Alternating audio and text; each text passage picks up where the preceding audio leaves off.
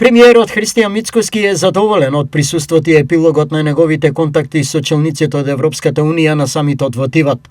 Тој истакнува дека државата ќе има нови алатки, нови можности и повеќе разговори. Би сакал да кажам дека можеби во овие 2 години откако сум председател на владата, некако пораките беа најсилни на овој самит во Тиват. Тоа кое што посебно радува е што процесот на проширување не е, би рекол, завршен, дека тој постои.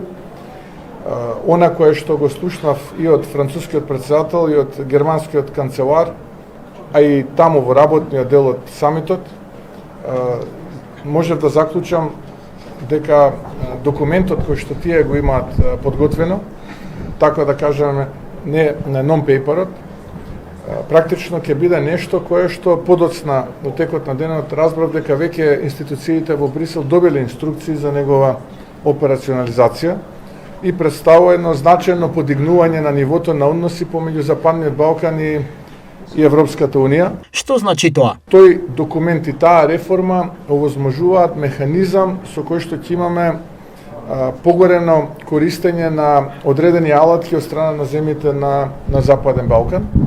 И тој никако не е во конфликт со проширувањето, значи тоа се два паралелни процеси. Ова е еден процес, а проширувањето се останува како друг процес, почести состаноци кои што нема да бидат веќе на ниво на самити ЕУ Западен Балкан 2 пати годишно, еднаш во јуни, еднаш во декември.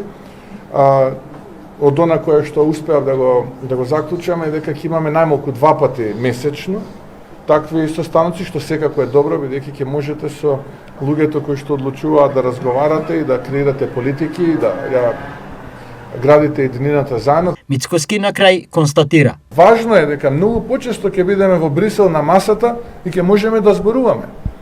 Тоа е многу понапред од тоа што бевме пред година, 2, 3 или претходно. Така што ја повикувам македонската јавност да не подлегнува на било какви притисоци кои што значат неизвестен крај, а дополнително национално понижување за граѓаните во Македонија.